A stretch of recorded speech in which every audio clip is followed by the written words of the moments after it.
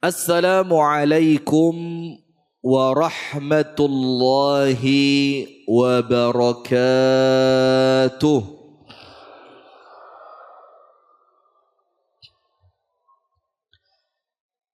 Bismillahirrahmanirrahim. Alhamdulillahi rabbil alamin.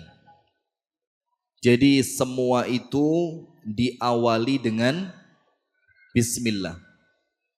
Sampai dikatakan oleh Nabi Muhammad sallallahu alaihi wasallam, kullu amrin dhi balin la yubda'u bi bismillahi fahuwa abtar.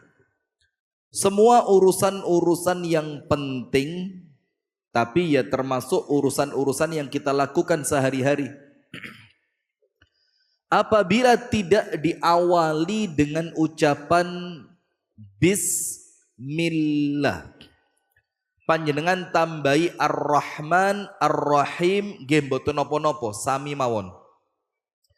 Ketika urusan itu tidak diawali dengan ucapan Bismillah, fahuwa abtar, maka urusan tersebut terputus dari pertolongan Allah.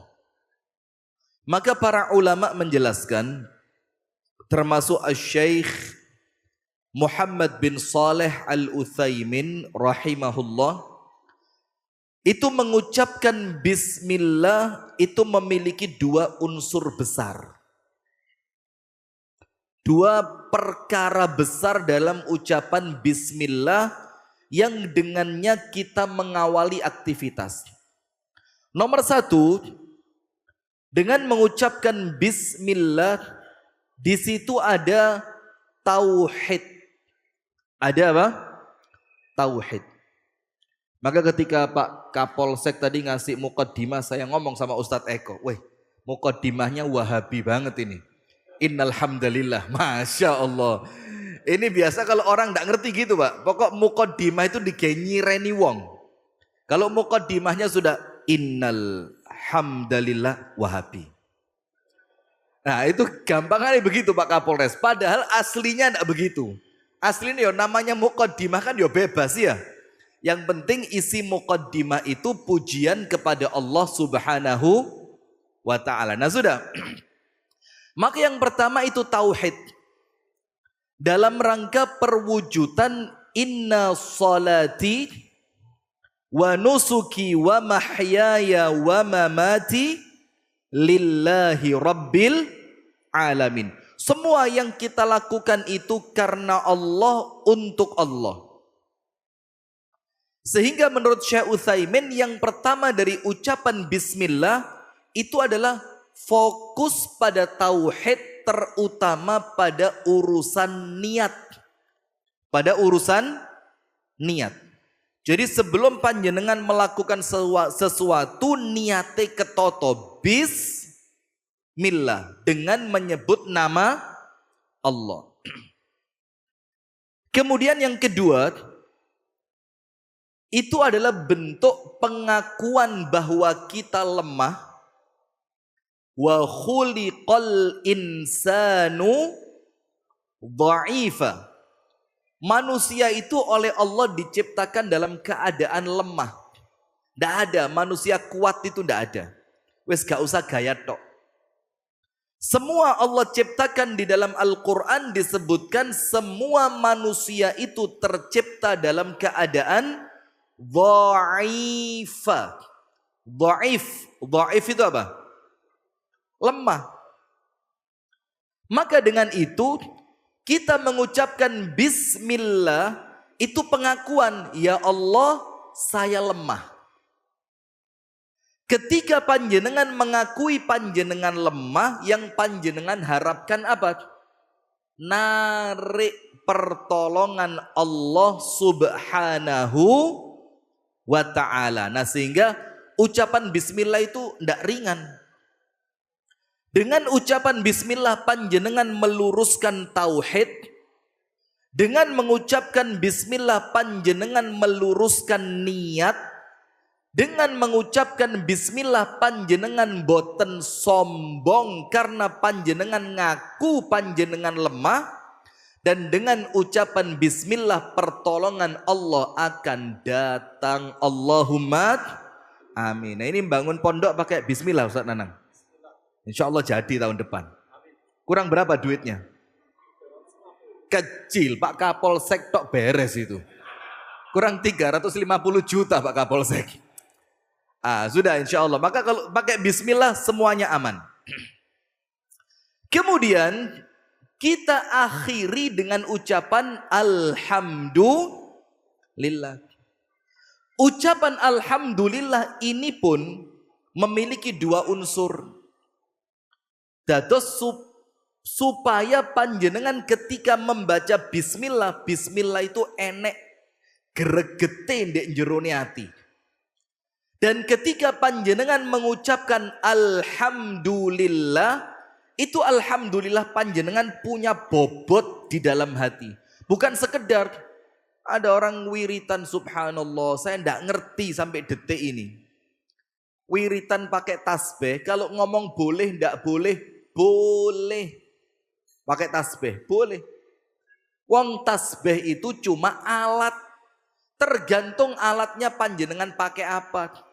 Lek tasbih digawe nutuki wong, ya baru haram itu ya. Karena saya pernah ngalami itu. Ada di suatu pengajian di Kediri, pengajian besar. Jadi ada beberapa habaib yang datang, ramai pengajian itu. Ketika pujian-pujian mulai dibaca, sebagian jamaah itu mulai keturun. Karena acara teman-teman kita itu tidak pernah yang seperti ini. Rodok bengi. Jam 10 baru mulai, nanti setengah 1 baru buyar. Itu yang tidur-tidurnya diparani, pakai tasbih. Tasbih gede Pak. Wow. Tak pikir ini tasbih bid'ah. Lah kalau yang ini baru bid'ah ini.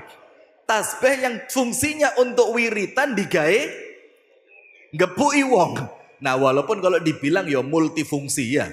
Ya digawe wiritan. Nah ada orang wiritan pakai tasbih itu Pak, subhanallah.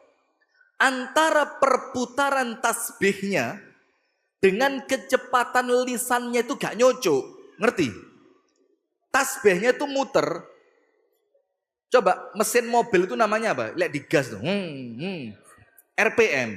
Itu RPM-nya 3000. Trut. Sementara lo ngomong bismillah itu lo suwe. Subhanallah itu perlu waktu. Alhamdulillah itu perlu waktu. Allahu Akbar ini muter 3000 RPM.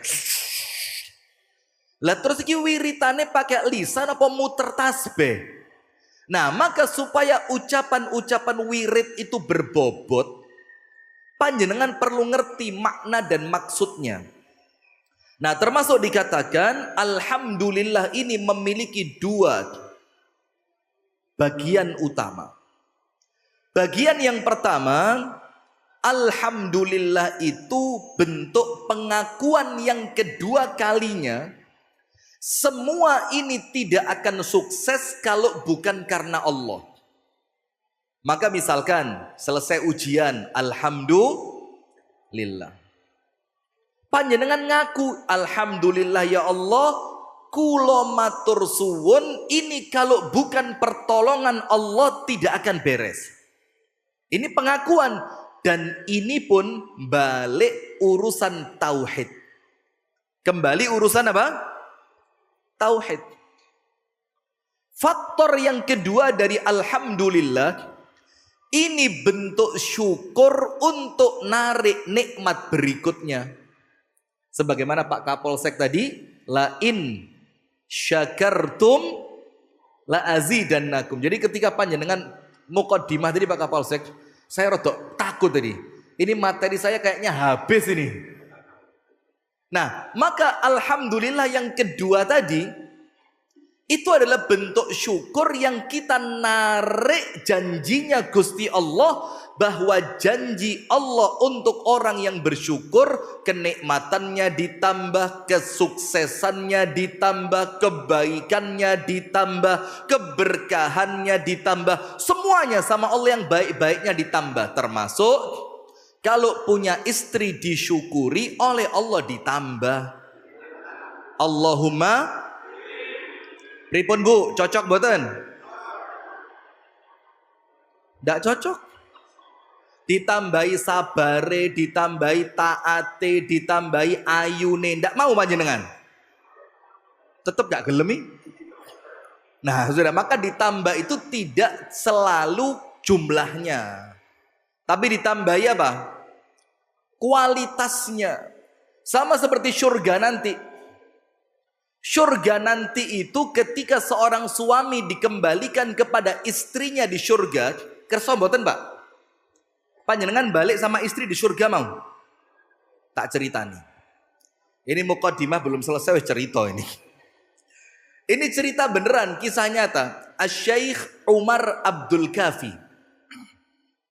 Ada seorang ulama terkemuka, berwibawa sekali. Asy-Syaikh namanya Umar Abdul Kafi.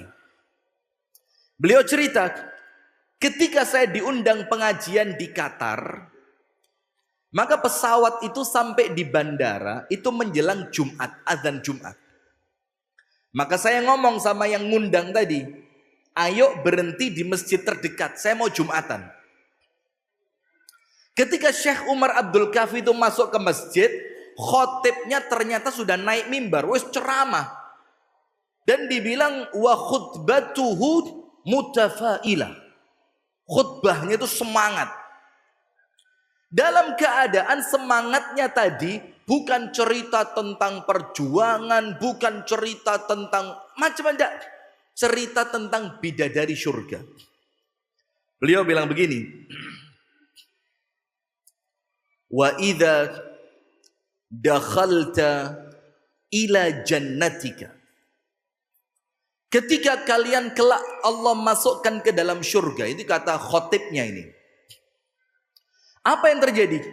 Pertama, di pintu paling luar kalian disambut oleh bidadari yang cantik luar biasa. Maka kalian mengira itulah istri kalian. Ternyata oleh malaikat dikatakan apa? Bukan. Ini penjaga pintu gerbang. Bah.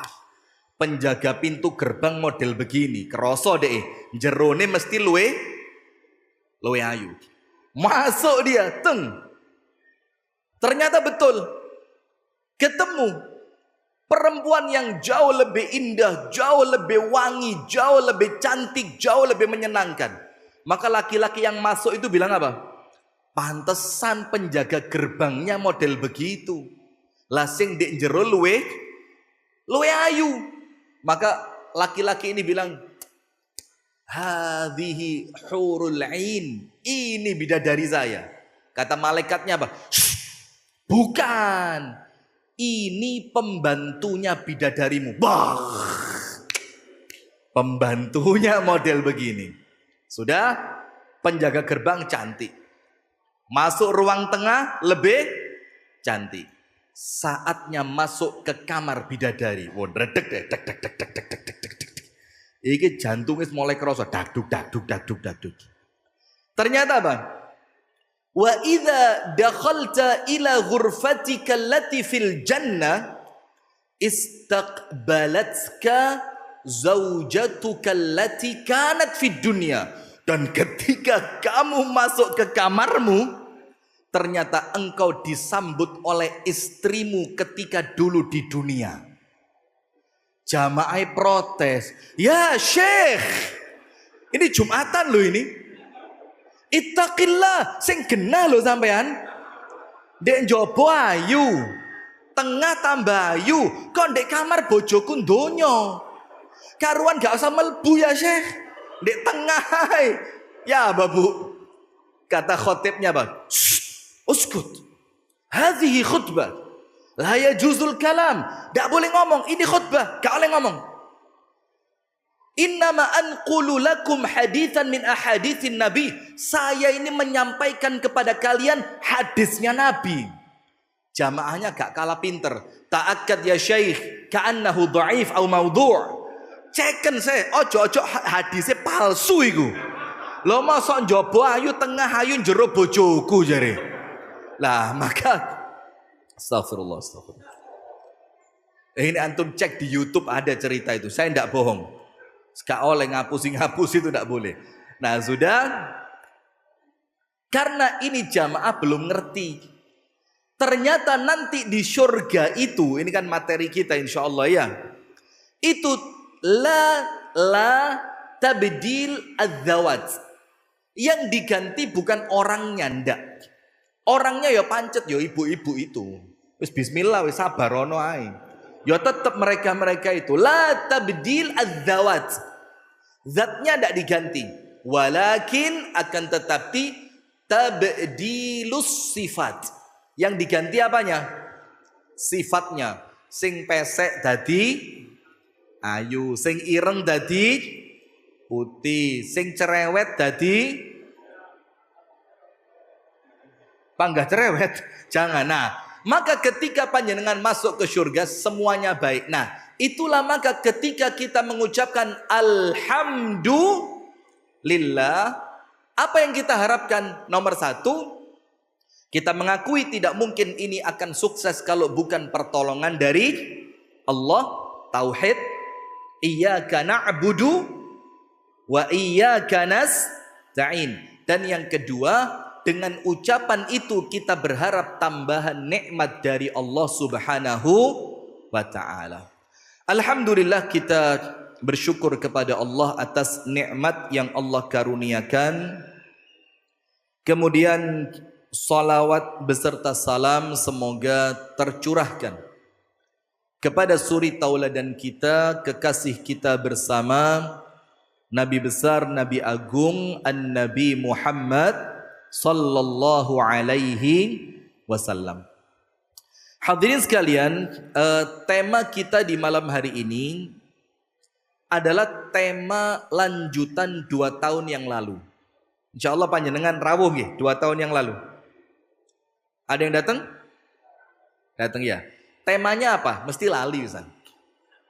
Ini jamaah bagus ya begini. Kalau panjenengan gak lalian, Ustadz kentean materi. Karena panjenengan pelupa, saya seneng Pak, tak baleni tetap ngini-ngini panjenengan. Padahal di bulan baleni. Nah, 2 tahun yang lalu temanya apa? Keluarga bagaikan neraka. Jadi keluarga seperti neraka. Dan kita sampaikan waktu itu macam-macam. Yang pertama, keluarga yang tidak mengenal Allah. Keluarga yang kering dari ibadah. Keluarga yang jauh dari tobat dan istighfar. Yang menjadikan keluarga itu istrinya berani kepada suami. Oh, nyentak-nyentak. Suaminya tidak takut zalim kepada istri. Orang tuanya tidak bertanggung jawab kepada anak-anaknya. Anak-anaknya tidak punya rasa hormat kepada orang tuanya, yang menjadikan keluarga itu seperti neraka. Yang Imam Ibnul Qayyim mengatakan, innal abrara lafi na'im wa innal fujjara lafi jahim. Al-abrar, orang-orang baik semacam panjenengan ini, Allahumma amin. Allah Ta'ala berfirman apa? Lafi na'im. Mereka akan hidup di dalam kehidupan yang penuh kenikmatan. Maksudnya ayat ini panjenengan buka tafsir Imam Ibnu Katsir. Innal abrara lafi na'im. Wong api uripe penuh nikmat itu kelak di surga. Karena wong apik ndek donya kadang-kadang ya uripe gak penak. Enten mboten? Wonge apik tapi melarat. Enten apa kathah? Ndak usah curhat, santai saja. Ndak usah curhat lho kok kathah. Wis kathah toleh-tolehan maneh sampean kok ya. Tapi kemudian Imam Ibnul Qayyim mengatakan an-na'im, kenikmatan hidup ini yang Allah janjikan untuk orang yang baik. Kata Ibnul Qayyim, dunyan wa akhiratan. Donyone penak, akhirate yo penak. Karena enaknya dunia itu jamaah, panjenengan jangan ketipu. Enaknya dunia itu bukan zohir tapi batin. Banyak orang dunianya mentereng tapi rawani mulih. Ada apa ndak? Si Dayu lawas enten. Rumahnya megah tapi orangnya ndak pernah pulang. Ada? Ngono iku wong ya teko itu. Yang mana? Bu. Mana yang suaminya tidak pernah pulang? Bang Toyib itu mana? Masya Allah. Nah, mobilnya mewah, tapi yang dipakai mobil biasa. Ini wallahi demi Allah saya cerita. Saya pernah ketemu orang salah satu paling sogih sak Karesidenan Kediri. Bukan kabupaten. Karesidenan itu berarti termasuk Tulungagung, Nganjuk, Blitar, Trenggalek masuk apa enggak saya enggak tahu. Itu salah satu orang yang paling kaya. Mobilnya wakeh. Tapi dia taat pajak. Karena dia waktu itu nyindir seseorang. Aku ngene iki mobilku akeh ya pajake urip kabeh. Terus dia nyebut satu nama, ora padha mbek iko. Wah, pagere 5 meter. Iku nek jurune mobilnya rene sing pajeke urip iku mati kabeh aku roh gitu kan. Nah sudah, mobilnya bagus-bagus. Mobil 2 pintu. Pickup. Lah ya ndak 2 pintu yang sport itu ya. Mobil sport 2 pintu. Subhanallah, ketemu saya di Batu, di kota Batu. Saya pulang pengajian dari Malang, beliau dari Kediri mau ke Malang, berhenti di warung yang sama. Ketika saya ketemu beliau di depan, loh, kok mobil mewah enggak ada? Mobilnya apa?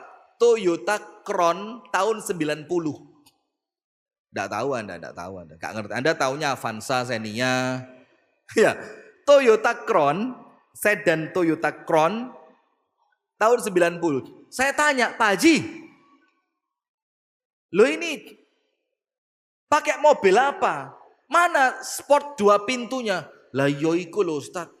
Aku lagi nggak mobil sport iku Ustaz. Bangkeanku ora kuat. Sekoke watos. Wis mek iki tok sing sekoke enak kayak numpak perahu. Bayangin. Itu kalau panjenengan menganggap nikmat itu nikmat zahir. Banyak orang di rumahnya makanan lengkap. Yang dimakan apa? Singkong, rawon. Bahas. Tidak boleh iklan di masjid. Nanti bisa bangkrut warungnya. Kalau rawon saya enak, ya memang sudah banyak yang ngomong itu. Iya, rawon amanah memang enak. Jadi pengen mulai saya. Monggo panjenengan kalau ke arah Malang, monggo mampir. Bilang aja jamaahnya Ustadz Rifki, nanti ada potongan 1%. Ya oleh enggak ya rezeki gitulah. Sudah? Banyak orang di rumahnya itu makanannya mentereng. Saya sama teman-teman tahun saya lupa, pokok 1 tahun pasca tsunami Palu. Diundang ke sana sama banyak teman-teman diundang ke sana. Diundang salah satu orang paling kaya di situ. Meja makannya itu ukuran 3 meter, besar, lapis emas. Gak usah kaget, tenang aja. Rumahnya dia 3 lantai, 99 kamar. Masing-masing kamarnya dikasih nama Asmaul Husna. Kamar Ar-Rahman, kamar Ar-Rahim, kamar Al-Malik, Al-Jabbar, terus. Itu masing-masing kamarnya. Subhanallah, panjenengan tahu ujiannya apa? Sekaya itu Allah takdirkan tidak dikaruniai anak keturunan. Nah itu kalau panjenengan mikir nikmat itu cuma zahir tok.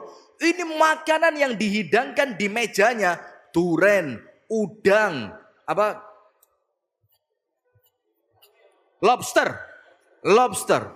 Makanan laut semua. Ngeluh saya Pak, saya enggak suka Saya mek tolet tok, ya Allah, genek gulai, genek kambing, genek kapsah, kabuli. Subhanallah, tuan rumah ndak ikut makan. Ayo Pak, bareng dengan kita. Ndak, ternyata apa? Selengkap di awal enek kabeh. Kolesterol enek, asam urat enek, diabetes yo enek. Bayangin panjenengan. Nah, maka dengan itu, kalau panjenengan bayangkan nikmat itu adalah nikmat zahir, mungkin panjenengan salah. Tapi nikmat itu apa? Batin. Maka ketika Ibnul Qayyim mengatakan innal abrara lafi na'im, naim yang Allah janjikan untuk orang baik, itu kata Ibnul Qayyim dunian wa akhiratan, dunia sampai akhirat. Walaupun terkesan kehidupannya biasa saja, walaupun terkesan secara ekonomi mereka sederhana sekali, tapi urusan kenikmatan di dalam hati Allah karuniakan kesempurnaan nikmat itu kepada mereka. Panjenengan tahu Kanjeng Nabi Muhammad kan? Nun sewu nggih. Biasa kan banyak orang tanya. Saya mau tanya jamaah dijawab. Nabi Muhammad kaya atau miskin? Itu pertanyaan gak iso dijawab. Kenapa? Dibilang kaya yo kaya, dibilang miskin yo miskin. Jadi tergantung panjenengan melihatnya dari sisi yang mana. Tapi yang kita tahu, di rumah Nabi sempat beberapa hari tidak bisa masak, tidak ada uang untuk beli masakan, makanan, tidak ada. Di rumahnya Nabi Muhammad pulang sholat subuh, keliling ke rumah istrinya. Mulai 1, 2, 3, 4, 5, 6, kok akeh men yo? 7, 8, 9. Roto 9 istri ditanya aindaki syai'un. Syai'un itu Pak, nakiroh. Nakiroh itu apapun gak milih. Ada ndak sesuatu yang bisa dimakan? Ndak pakai tanya, rajungan, lobster, ada ndak cumi-cumi? Ndak, wes pokok sing iso dimakan. Istri pertama bilang ndak ada, kedua ndak ada, 3 ndak ada, 7 ndak ada, 8 sampai istri yang terakhir bilang apa? Ma'indana ayya syai'. Gak duwe opo-opo blas. Napa jawabane Kanjeng Nabi? Lah tak sangoni wingi gaenan di arisan. Ndak ada. Apa jawabannya Nabi? Ya sudah, kalau tidak ada makanan, biarkan saya puasa. Lihat, di rumahnya ndak ada makanan, itu nikmat atau ujian? Nikmat atau ujian? Ujian. Oh, nikmat. Di rumah, ya apa sih Mas? Di rumah ndak ada makanan, nikmat itu loh, ya apa? Nanti saya bukakan dapur MBG loh panjenengan. Sudah, saya ditawari 2 di PDM Kabupaten Malang. Saya ditawari, Ustadz, PDM dapat 30 dapur, kalau Ustadz mau Ustadz ambil 2. Saya mikir, wah sedino 6 juta ini. Lek loro 12 juta ini. Iso rabi mana gitu Dalam hati begitu saya. Tapi saya mikir, loh saya ini ngeritik MBG. Lah nanti kalau teman-teman tahu saya ngeritik lah kok duwe dapur 2. Waduh, akhirnya saya tolak dengan berat hati. Jane yo kepingin. Tapi les kadung ngeritik ya, Masya Allah. Jadi rada-rada getun-getun ya apa gitu. Ya Allah lah, apa tak kritik wingi meneng ae lah yo enak. Nah, ndak ada makanan di rumah, itu ujian, itu ndak enak, itu musibah. Tapi ternyata dengan tidak adanya makanan itu menjadi kebaikan. Sip, sekarang kita lihat. Rumahnya Nabi Muhammad sederhana. Makanannya Nabi Muhammad ala kadarnya. Tidak jarang di rumah itu tidak ada yang bisa dimakan. Tapi muncul, maaf nggih, jangan salah paham. Ini bukan hadis. Ini bukan hadis. Tapi ini apa? Ini semacam moto. Moto itu kan pedoman hidup, pegangan hidup gitu loh. Apa motonya? Sampai muncul dari rumah tangganya Nabi, baiti jannati. Rumahku adalah syurgaku. Apa yang menjadikan rumah itu ibarat surga? Padahal makanan jarang ada. Rumahnya sederhana. Kamare mek siji, ruang tamu, kamar mandi selesai.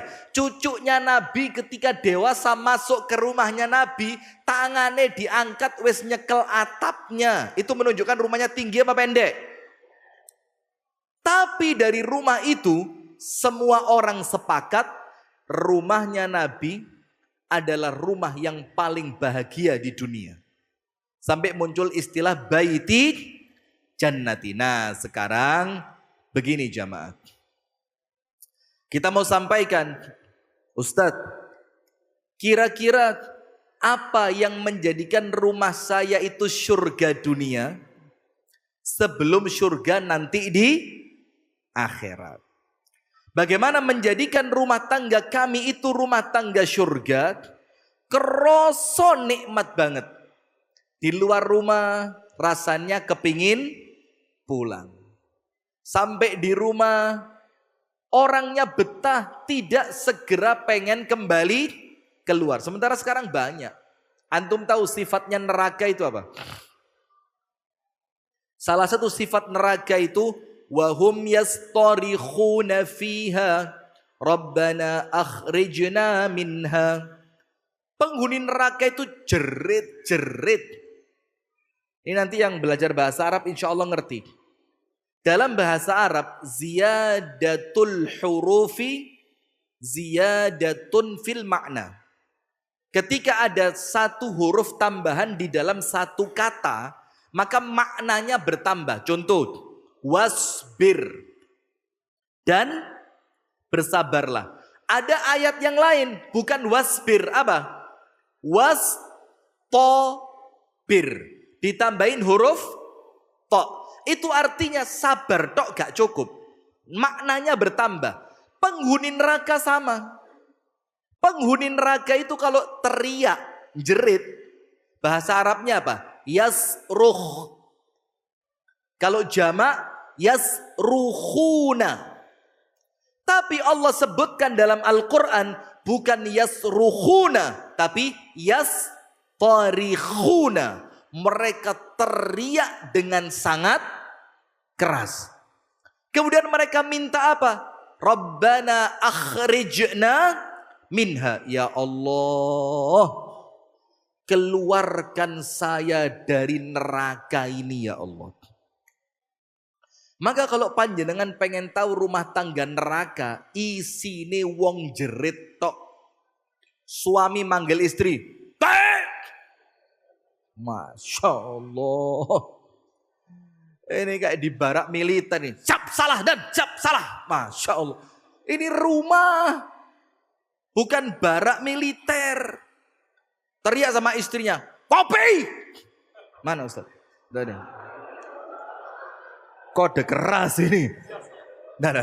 Guyon. Guyon lala. Kemudian mandi. Lupa bawa anduk. Anduk. Masya Allah. Istrinya balas. Juko dewe. Masya Allah. Anaknya ganti teriak. Bu. Ngono era gelem lu. Jadi rumah itu penuh dengan apa? Teriakan. Tidak ada yang namanya sakinah. Sakinah itu termasuk ketenangan yang tidak ada suara dengan nada yang begitu tinggi. Tenang, ngomong sama istri pelan. Dek, tolong buatkan kopi. Wong rumah panjenengan lo ombone piro sih? Kok katanya jerit itu lo ombone piro? Melaku mek 5 langkah. Ini ruang tamu, 2 langkah dapur sudah.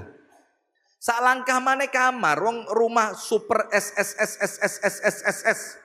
Apa tuh? Super sangat sederhana sekali sewempit. Nah, lo ngono kok jerit, dateng dek buatkan kopi. Nah, maka kalau ndak kepingin rumah seperti neraka, ojo jerit. Jangan biasakan teriakan di rumah. Yang kedua, apa neraka itu? Tidak menjadikan orang yang duduk di dalamnya betah. Seket teko, adus, salin, metu maneh, yaitu neraka. Tapi kalau rumah tangga itu surga, duduk di dalamnya, penghuni surga itu apa yang dikhawatirkan? Khawatir kalau mereka dikeluarkan. Dalam keadaan Allah tidak akan mengeluarkan mereka. Maka kalau rumah panjenengan sampai rumah, hati ini lego. Alhamdulillah. Ketemu istri pertama senang. Pindah ke rumah istri kedua senang. Pindah ke rumah istri ketiga, senang. Pindah ke rumah istri keempat, senang. Terus digugah, lah kok ngimpi tiba no, Masya Allah. Bangun, astagfirullah, lah apa mbok gugah? Bojoku papat mang dek ngimpi mang. Ini sampean gugat siji mana ini? Nah, maka artinya ketika rumah itu menjadikan panjenengan tenang, itulah yang menjadikan rumah tangga itu surga dunia sebelum surga akhirat. Sekarang langkahnya ada 4. Bukan istrinya 4. Jangan salah paham. Saya sempat ditanya sama seseorang, Ustadz, kenapa kalau ceramah kok mesti 4 terus? Saya bilang ya karena batas maksimal 4. Saya punya teman di Kediri. Mungkin di sini banyak yang kenal ini. Itu terapis. Ngini tok. Masya Allah. Istrinya antum tahu berapa? Sempat reshuffle kabinet sekali. Jadi yang kedua dipindah, ganti situ neperawan. Terakhir Allah takdirkan istri yang keempat wafat. Dapat lagi istri yang baru. Nasibnya api areknya, asli nasibnya. Tahu antum itu ya? Masya Allah. Terus saya tanya, Bang, kenapa kok istrimu 4? Iya karena 5 ndak boleh. Loh, maksudku kudu iku. Kok kuat menpapat itu? Jawabannya apa? Karena 5 ndak boleh, sama seperti anak goncengan 3 Pak Kapolsek. Ditanya sama polisi, sip, kenapa? Kamu kok boncengan 3? Karena kalau 4 ndak muat Pak polisi. Loh, kudu iku maksudnya. Contohnya cuma 2. Nah, maka dengan itu jamaah ada 4 tips praktis, aplikatif, dan insya Allah manjur. Praktis, aplikatif, manjur. Nomor 1, rumah tangga yang sakinah, mawaddah, warahmah, yang kelak akan kembali berkumpul di jannah, itu nomor 1 rumah tangga yang iman kepada Allah. Nah ini pondoknya pas. Al-iman. Pondok al-iman. Maka kalau panjenengan kepingin rumah tangga itu surga dunia, surga akhirat, harus menjadi rumah tangga yang apa? Iman. Nah sekarang ngomong iman itu ya tidak gampang. Karena iman itu meyakini dengan hati, atine mantep. Summa lam yartabu. Tidak boleh orang beriman ragu, itu bukan iman itu. Jane Gusti Allah iki enek tenan pora yo. Aku iki lek mati. Tidak boleh.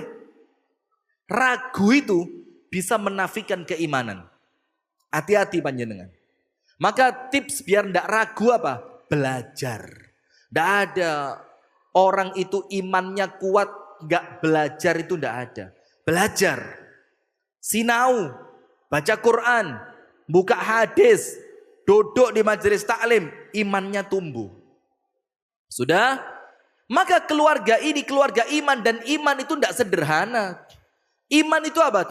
Tasdiqun bil qalbi, atine mantep.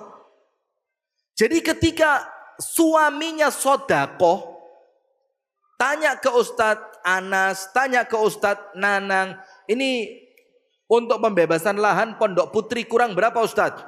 350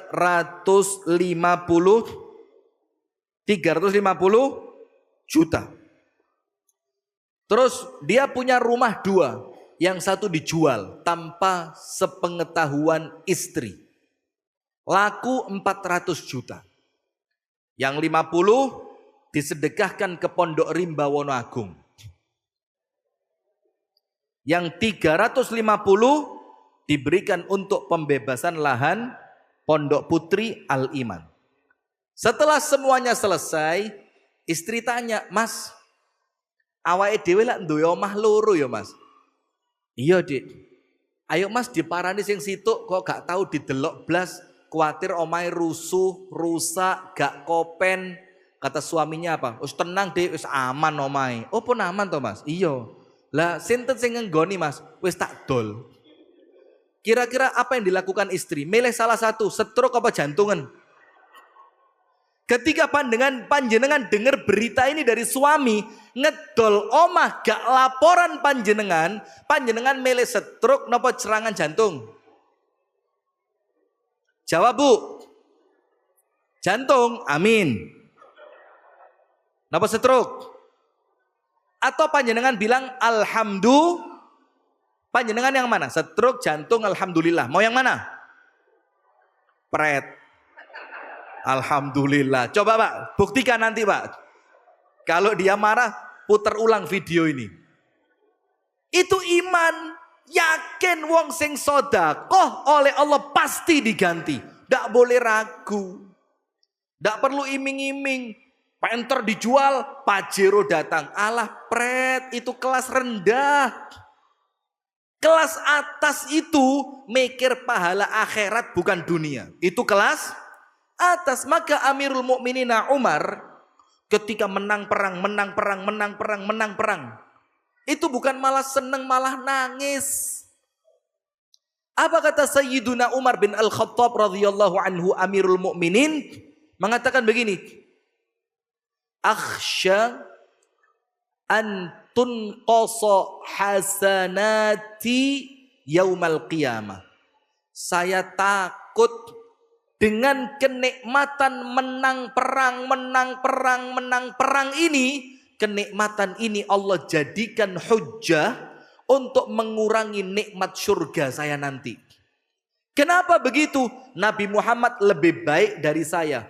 Allah tidak memberikan kemenangan itu di tangan Nabi Muhammad sallallahu alaihi wasallam.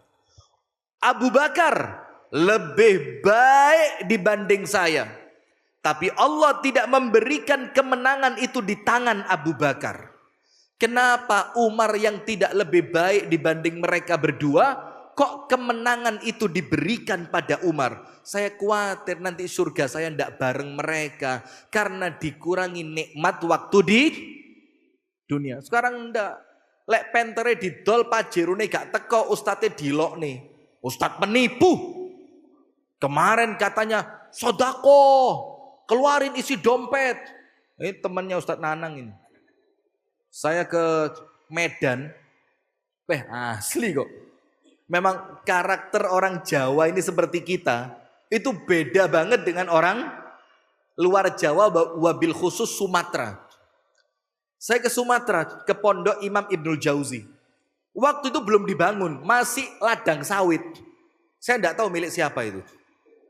Jangan-jangan ya punya Pak Bahlil juga ini. Sudah, masih ladang sawit. Tapi sudah dibeli. Sudah, terus kita bikin pengajian di situ, penggalangan dana. Setelah pengajian selesai, yang penggalangan dana itu Ustadz Fathuddin. Saya pikir kalian di Jawa, dibeleh uang sampean. Bagaimana penggalangan dana itu? Kalau di Jawa ini kan sopan santun. Kepada jamaah yang memiliki harta lebih, kami mohon untuk bisa memberikan sebagiannya untuk pembelian tanah, pelunasan, perluasan tanah Pondok Al-Iman Putri. Kan begitu ya? Di sana ndak? Keluarin dompetnya, keluarin. Dompetnya keluarin semua, keluarin. Wih, kaget saya. Wih, iki donasi apa narget ini? Setelah dompetnya keluar, sisain uang minyak itu maksudnya bensin. Sudah, sisain uang minyak, ayo keluarin. Ayo keluarin semua. 500, 700, 900, 1 juta. Sisain duit bensin. Saya mikir, iki ndek Jawa dibeleh uang sampean ini.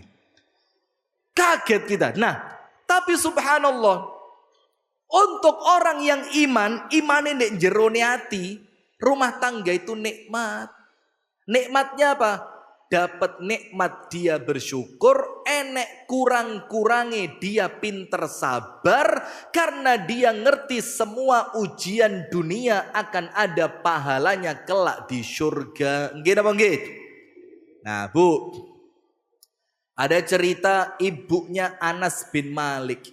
Namine sinten, Bu? Ibu-ibu. Ibunya Anas bin Malik namanya siapa, Bu? Pinter Ummu Anas. Masya Allah. Peh lamongan kok dilawan. Si Dayu lawas. Ya kalau itu ya anak TK yang ngerti, Bu. Anaknya jenenge Anas kok ibunya jelas Ummu Anas. Maksud saya namanya itu loh. Ummu Sulaim. Nikah dengan siapa? Abu Tolhah. Sogeh gak karuan. Punya kebun kurma luas, kurmanya subur, ada sumber airnya. Nabi Muhammad sering istirahat siang di kebun tadi. Ketika turun satu ayat Quran, lihat kalau iman, Mbak. Tidak perlu 30 juz kakean. Kalau iman lihat, satu ayat Quran. Apa ayatnya? Lan tanalul birra hatta tunfiqu mimma tuhibbun. Kalian tidak akan pernah mencapai kebaikan yang sempurna. Maksudnya apa? Surga. Tidak akan sampai melbu surga itu tidak akan. Karena surga itu tidak gampang, Pak. Tidak gampang. Sampai kapan? Sampai kalian mampu menyedekahkan sebagian, bukan semua, sebagian dari yang paling kalian cintai. Dengar ayat ini, Abu Tolha mikir, wah berarti apa yang saya cintai ujian dari Allah. Milih Allah atau milih apa yang saya cintai? Kebun. Saya cinta kebun saya. Tapi Allah mengatakan kalian tidak akan masuk surga dengan sempurna sampai kalian berani menyedekahkan sebagian dari yang paling kalian cintai. Langsung tidak pikir panjang, datang sama Nabi Muhammad, ya Rasul, saya dengar satu ayat Quran, kalian tidak akan mencapai kebaikan yang sempurna sampai mampu menyedekahkan apa yang paling kalian cintai. Ya Rasul, yang paling saya cintai kebun Bairuha. Wes Kanjeng Nabi, kebun ini sedekah untuk Allah Ta'ala. Istrinya tidak dijak ngomong. Ini istrinya Ummu Sulaim. Kalau istrinya si Dayu lawas, gak dijak ngomong, roro wes didol, apa yang Anda lakukan, Bu? Apa yang Anda lakukan, Bu? Suami dibuatkan kopi. Tik. Mas, niki Mas, kopi ini diunjuk nggih. Suami mikir, serodok kuatir, dungaren. Tapi menghargai niat baik istri kan, diminum. 10 menit kemudian langsung rodok kaku awake. Ilate metu, sret. Keluar busa di pinggir sebelah kanan mulutnya, srot. Ternyata kopi Mirna sianida. Masya Allah. Kata istrinya, ya ngono, dolen maneh mari ngono ya. Iku sik titik tak kei, sik selamat tak gonang rumah sakit umum daerah. Iki lek sampean dol maneh tak kebeki sianida kabeh. Ummu Sulaim ndak iman, dia yakin. Ketika Ummu Sulaim tahu Abu Tolha mewakafkan tanahnya, apa jawabannya Ummu Sulaim? Begini suamiku, ini perniagaanmu yang paling menguntungkan. Itu iman yang masuk ke dalam hati. Maka iman nomor 1, Pak. Walladzina amanu wattaba'athum dzurriyyatuhum biimanin alhaqna bihim dzurriyyatahum. Orang yang beriman, keimanannya diikuti, dilanjutkan oleh anak turunnya. Kami kumpulkan mereka kelak bersama-sama di syurga. Allahumma amin. Maka nomor 1, iman. Maka iman itu atine mantep. Tidak ada ragu. Tsumma lam yartabu. Tidak boleh orang beriman ragu, tidak boleh. Sodakoh, tidak boleh ragu. Jangan khawatir panjenengan. Gusti Allah itu zat yang paling maha kaya. Tidak ada ceritanya Allah mengingkari janji, tidak ada. Cuma niatnya harus ditata. Sodakoh ini bukan pancingan.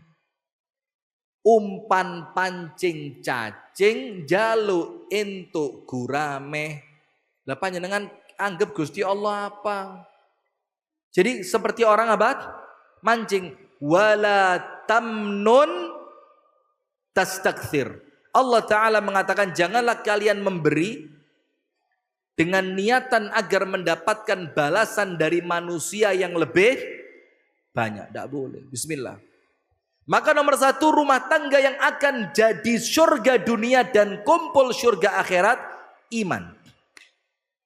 Nomor 2, Rasulullah SAW bersabda, mau tidak mau ngaji lek penak dirungokne kuping gak diamalkan, sami mawon tidak akan merubah apapun. Nomor 2 dan nomor 3, Kanjeng Nabi SAW, kurang 10 menit Ustaz. Saya berangkatnya ke sini 4 jam, makan-makan sejam setengah, ceramah sak jam, mulai. Aduh, tidak ada yang dinikahkan atau apa gitu. Ini istri saya lihat ini langsung WA mereka, tidak usah pulang bang. Alhamdulillah. Kalau dia bilang tidak usah pulang, oh ya tenang tidak pulang saya. Wong lanang dipenging mulih kok ingah-ingi. Nglanangi langkai dawa ya Pak. Nggih napa nggih? Ala pret. Sudah, astagfirullah wa atubu ilaih. Nomor 2 dan nomor 3. Rasulullah SAW bersabda, nawiru, terangi, padangono, berikan cahaya, buyutakum, rumah-rumah kalian. Antum baca penjelasan kalimatnya Nabi Muhammad yang dijelaskan oleh para ulama, terangi rumah kalian. Terangi itu apa? Dipadang nih. Maksudnya bukan padang secara lampu, tapi atine lek melbu omah keroso padang. Faham boten? Faham boten? Jadi kalau panjenengan masuk ke rumah, ati itu langsung keroso lego. Itulah kalimat nawiru. Bukan nawiru ditukoni lampu larang, ditukoni lampu 100 watt. Itu masih lampu nih padang lek wong ora tau salat ya padha ae. Nggih napa nggih? Pun ditiangi rawuh teng mriki. Mana yang tidak pernah salat? Masya Allah. Sudah. Maka kalimat nawiru buyutakum, terangilah rumah kalian. Penerangan rumah ini yang menjadikan hati kita kalau masuk rumah seperti masuk surga. Allahumma amin. Enak masuk rumah tenang. Dan rumahnya tidak harus besar, tidak harus mewah. Karena rumah itu tergantung siapa penghuninya. Nggih napa nggih? Sama seperti kuburan. Saya punya cerita ini, tapi entek lek cerita terus ini. Ada satu orang kaya di tempat kami tinggal, soge, juragan emas. Bapaknya wafat, telepon sama yang jaga kuburan. Anu yo, kuburan ini bapakku pilih no sing paling cedek embong yo, pinggir dewe. Loh kenapa? Ditanya sama yang jaga kuburan. Kenapa kok milih paling pinggir embong? Yo cek, rodok rame lo cek gak kesepian. Bapakku sih ono motor riwa-riwi, enek bakul bakso lewat. Kadang-kadang kok aku mbek putune kate nang pasar ya iso liwat ketemu. Dikira dia kuburan itu kayak rumah di dunia, ndak bisa. Kuburan itu yang menentukan bukan posisinya tapi siapa penghuninya. Setuju mboten? Mas yo kuburannya gawat di kayak kuburan apa? Terus itu jangan live. Nanti isu sara ini. Ada pasalnya Pak Kapolsek ya? Bahaya tidak boleh. Sesama warga negara itu saling menghormati saja ya. Sesuai lakum dinukum waliyadin. Tapi kita lihat ya memang yang kuburannya besar-besar kan yang biasa Tionghoa ya. Beragama Konghucu atau apa atau saya tidak paham pokok kuburnya besar. Kalau untuk keyakinan kita umat Islam, sebesar-besarnya dan seluas-luasnya kuburan itu, kalau penghuninya orang yang tidak diridhoi oleh Allah, panggah. Diperkes sama bumi. Diperkes tidak bisa. Kuburan nyempil paling pojok. Dan nek koncone. Tapi penghuninya rajin ngaji, rajin sholat. Bagaimana kuburannya? Jembar, terang. Nah, maka termasuk rumah tadi. Rumah itu gak kudu gede. Cuma memang, maaf ye, le ombo ya luwe penak lah. Jujur lah, karena Rasulullah mengatakan, min sa'adatil mar'i, salah satu faktor yang menjadikan orang itu seneng, an yakuna baituhu wasi'a. Rumahnya itu apa? Luas. Luas. Enak. Tapi lek ndak bisa punya rumah yang luas, yo secukupnya saja. Nah maka kata Rasulullah, terangi rumah kalian, nawwiru buyutakum, terangi rumah kalian. Nomor 1, bis solati, solat. Solat. Maka itulah kenapa laki-laki ini sangat ditekankan. Sangat ditekankan. Sholatnya di masjid. Ketika sholat wajib. Tapi sholat sunnahnya di mana? Sholat sunnahnya di mana? Di rumah. Tujuannya apa? Supaya rumah kita itu mendapatkan bagian dari ibadah kita. Ibadah itu mendatangkan berkah. Berkah itu nyeneng niati. Lek atine seneng omahe dadi penak. Nggih napa nggih? Begitu loh. Jangan jadikan rumah seperti kuburan. Kalau kuburan itu kan tidak pernah dipakai sholat. Peteng. Gak tahu digawe ibadah.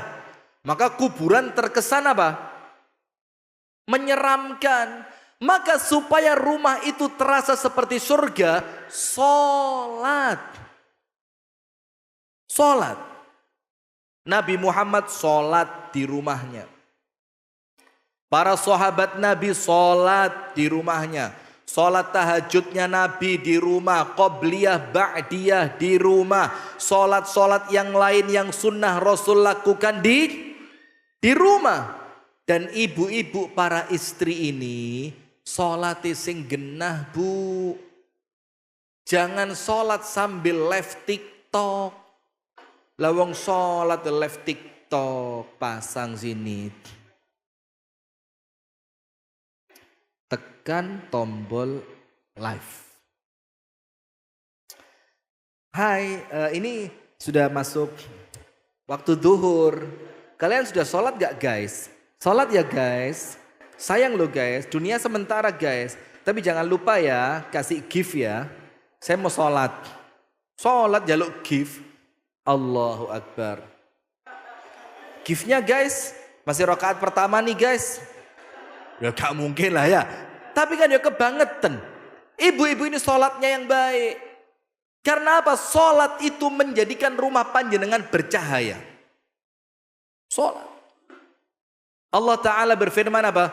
Wasta'inu bis sabri was salah. Tariklah pertolongan Allah masuk ke dalam rumahmu. Pertolongan Allah itu masuk dengan apa? Sholat.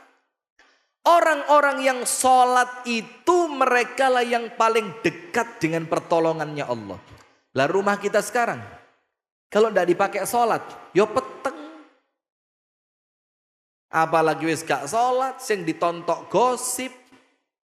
Apalagi suaminya mainnya judol. Tadi saya lihat satu orang di mana. Nunggu pengajian dimulai disambi judol. Mana? Sudah pulang orangnya, tak usir bang. Nah, suaminya judol, istrinya nonton gosip, yo tambah tidak berkah. Nomor 2, sholat yang tenanan. Sholat yang betul. Karena rumah itu bersinar. Dalam satu hadis, tapi maaf ya, ini hadis sanadnya diperselisihkan oleh para ulama.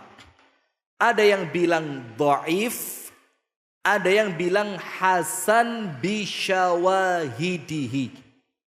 Ada yang bilang hasan. Tapi ala kulli hal ada riwayatnya.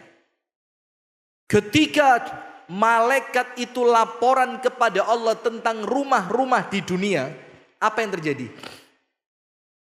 Malaikat bilang, ya Rabbi, satu rumah bercahaya betul itu. Kenapa yang lain gelap, yang itu bercahaya? Dikirim sama Allah malaikatnya jadi surut berangkat. Ternyata apa? Penghuni rumah itu sedang qiyamul lail. Panjenengan tahu Salahuddin Al-Ayyubi itu ketika mengumpulkan pasukannya itu di retreat. Tahu retreat? Retreat tahu? Tidak tahu. Jadi Pak Prabowo itu niru Salahuddin Al-Ayyubi. Jangan macem-macem panjenengan, ngawur. Jadi Salahuddin Al-Ayyubi itu ketika mau mengumpulkan pasukan perangnya, itu dimasukkan camp. Pak Prabowo gitu kan, para menteri kemarin, ilmunya Salahuddin Al-Ayyubi nih, jangan dikira remeh, ngawur atuh ini loh. Kemarin pemilu milih siapa? Sudah. Dikumpulkan sama Salahuddin, taruh tenda. Setiap malam Salahuddin keliling. Kalau ada tenda yang orangnya sholat, zikir, doa, wiritan, ngaji, tendanya ada nomor, ditulis nomornya 15. Terus Salahuddin mengatakan apa? Min huna ya'ti an-nasr. Dari tenda ini akan datang kemenangan. Kenapa? Orangnya sholat. Pindah tenda yang lain. Kalau tenda yang lain ternyata orangnya tidur, ngorok, atau mungkin gak melakukan apapun, istirahat. Ditulis nomor tendanya. Apa kata Salahuddin Al-Ayyubi? Min huna ta'til hazimah. Dari tempat ini kekalahan akan datang. Maka besok dikumpulkan nomor-nomor tadi. Nomor-nomor yang penghuninya sholat tahajud dipindah ke level yang berikutnya. Nomor-nomor tenda yang tidak ikut sholat tahajud dipulangkan. Saya tidak mau pasukan perang sing ngabot-ngaboti gawan. Itu loh sholat. Maka Umar ketika ngirim pasukan, dikirimi surat sama panglima perangnya. Minta tambahan pasukan perang. Umar, tambah pasukan perang. Ini mau kalah. Ditambahi sama Umar. Kirim lagi surat, Umar tambahi pasukan perang. Kata Umar apa? Oke, kirim lagi. Ketika nulis surat yang ketiga minta tambahan pasukan perang, kata Umar apa? Ndak. Karena kekalahan itu dikarenakan kalian, bukan kurangnya jumlah pasukan. Terus apa kata Umar? Perbaiki sholat kalian. Jadi lek sholat yang genah, insya Allah rumah tangga juga baik. Allahumma amin. Yang ketiga, nawwiru buyutakum bis salati. Terangilah rumah kalian dengan salat. Yang kedua, wa qiraatil Qur'an, dan bacaan Al-Qur'an. Ngaji. Ayo angkat tangan, boten nopo-nopo. Ini bukan sombong, bukan pamer, bukan riak. Tapi saya penasaran tok, kepo. Angkat tangan yang di rumahnya ada jadwal ngaji bareng harian. Suami, istri, anak-anak. Nun sewu, angkat tangan.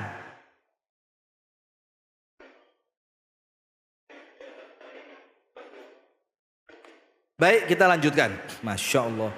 Salah tempat pengajian kayaknya saya ini. Kalau saya ngajinya di Malang, angkat tangan semua ini. Walaupun ya saya tidak yakin lek tenanan itu. Kadang-kadang yang ngapusi barang ya. Nah, bagaimana rumah tangga kita mau baik? Kalamullah tidak dibaca. Panjenengan tahu ucapannya Imam Nawawi dalam kitab At-Tibyan. Imam Nawawi ngomong apa? At-Tibyan fi adab hamalatil Quran. Man lam yaqra'il Qur'ana fahuwa abtar. Orang yang tidak baca Quran terputus dari pertolongannya Allah. Lah ya apa? Tidak gelem ngaji. Rumahnya tidak dibantu sama Allah.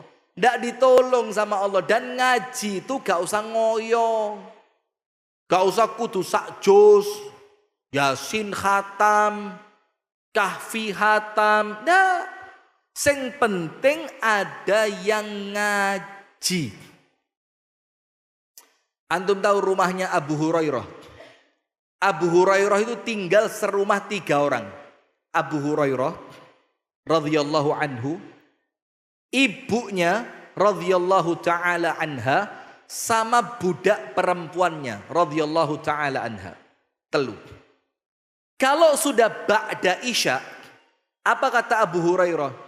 Waktu malam sampai subuh dibagi 3. Dibagi 3. Isya sampai jam 11. Ibu saya yang ngaji sambil sholat. Jam 11 sampai jam 2. Budak perempuan gantian. Ibu saya tidur, budak perempuan bangun. Jam 2 sampai subuh, budak tidur, saya yang ngaji sambil sholat. Sehingga satu malam suntuk, tidak ada rumah itu kosong dari Al-Quran. Masya Allah, lihat. Dan saking pentingnya Quran ini jamaah, sampai yang tidak bisa ngaji saja, sing gak iso ngaji itu loh, sing penting gelem ngaji, dikasih pahala. Dan kok lek salah dosa, ya salah dosa itu lek ngerti tapi salahnya disengaja. Alif lam mim dibaca apa? Alam Nasro. Lek sengaja dosa, lek ndak sengaja ndak apa-apa. Contoh, Rasulullah bersabda, "Alladzi yaqra'ul Qur'ana wa yatata'ta." Orang yang baca Quran tapi terputus-putus, bahasa Inggrisnya gradul-gradul. Plegak, lagu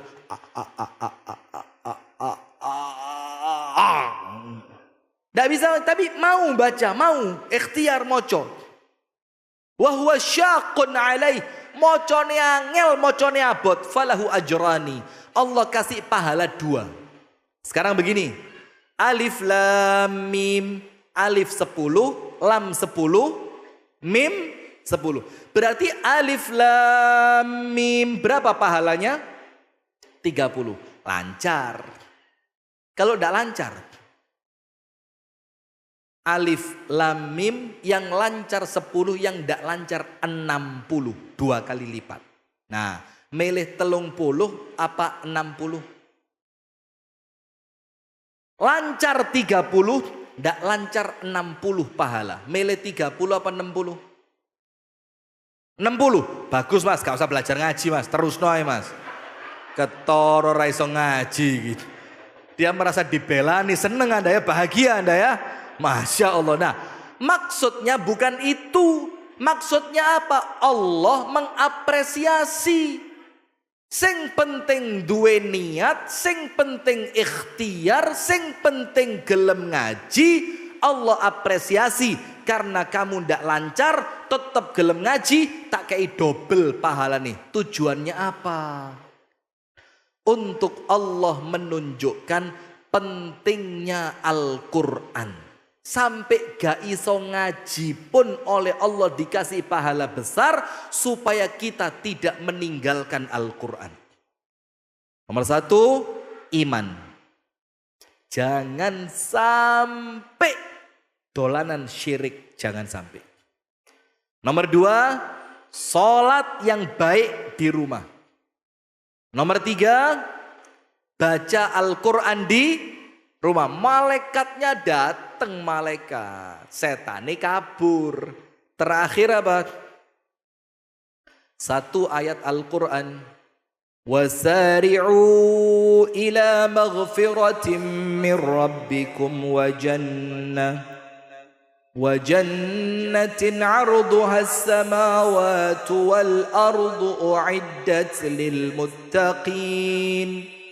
الذين ينفقون في السراء والضراء والكاظمين الغيظ والعافين عن الناس والله يحب المحسنين. Ini digabung jadi satu.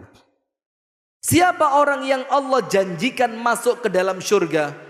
Alladzina yunfiquna fis sarra wadh-dharra. Rumah tangga itu rumah tangga yang gemar sedekah. Siti Aisyah binti Abu Bakar, Siti Asma binti Abu Bakar, dua-duanya loman beneh, tapi benehnya beda. Yang satu dikumpulkan dulu banyak dibagi, yang satu ndak pakai dikumpulkan, pokok duwe langsung dibagi. Panjenengan yang mana? Di kelompok nesik lewes akeh eman dum-dum ya. Panjenengan yang mana? Di kelompok ne titik tinggal tik, kalau banyak di dum, atau sedikit bagi, atau gak tahu bagi-bagi belas. Yang mana? Yang ketiga kayaknya ya. Wis padha kabeh berarti. Sedekah dalam keadaan lapang ataupun sempit. Alladzina yunfiquna fis sarra'i wadh-dharra wal kadhiminal ghaidh. Kalau kepingin rumah tangga surga, ojo ngamuan. Anda tahu orang yang mampu marah, gelem. Jadi kalau mau marah bisa, tapi dimpet. Apa yang dia dapatkan? Allah akan panggil dia di hari kiamat, disuruh meleh bidadari sebelum kedisian Ustadz Nanang. Sebelum kedisian Ustadz Anas. Suruh meleh dulu, dipanggil sama Allah. Kenapa dia dipanggil? Karena dulu waktu di dunia, iso ngamuk, wani ngamuk, punya alasan untuk ngamuk, tapi dimpet. Nah, ini bakal masuk surga. Maka di rumah itu tidak akan enak kalau ngamuan. Tidak ada surga ngamuan, itu tidak ada. Istri telat buatin kopi, ngamuk. Suami telat pulang. Bu, suami telat pulang. Bu, suami telat pulang. Masya Allah, si Dayu lawas. Calon surga semua. Tapi setelah suaminya masuk ya. Suami sih bukannya dalan sih. Tidak ada surga ngamuan. Maka rumah tidak boleh orangnya emosian, tidak boleh. Sing tenang. Wal'afina 'anin nas. Kalau ada yang salah dimaafkan. Ojo gampang menghukum. Tidak nyaman. Jadikan putra putri panjenengan di rumah itu merasa aman. Sehingga mereka tidak mencari keamanan di luar. Mereka kalau di luar ketakutan pindahnya kemana? Rumah. Karena bapaknya pemaaf, ibunya pemaaf, kakaknya pemaaf, enak. Dan saling memberi kebaikan. Wallahu yuhibbul muhsinin. Sing api. Contoh, angkat tangan sekali lagi, penutup terakhir wis entek. Habis. Siapa yang di rumahnya ada ijol-ijolan hadiah? Ya ndak harus sebulan sekali. Memanfaatkan momen ya mungkin ulang tahun. Bid'ah enggak Ustaz? Hadiahnya boleh ya? Nah, mungkin pas ulang tahun, ijol-ijolan hadiah. Idul Fitri, tuker-tukeran hadiah. Ketika kakaknya naik kelas, tuker-tukeran hadiah. Coba, siapa yang sudah mengamalkan itu di rumahnya, angkat tangan. Ya, siap. Kafaratul majelis. Masya Allah. Kini kau angkat tangan, gak ada yang angkat tangan belas sih. Tawadhu antum ini. Tawadhu, rendah hati. Nah, harus baik, sedekah, ojo ngamuan, gampang memaafkan, dan gampang memberi kebaikan untuk sesama anggota keluarga. Surga tenanan rumah panjenengan. Nah, itu yang dapat kami sampaikan. Semoga bisa menjadi semoga menjadi balas ilmu yang manfaat untuk kita semua.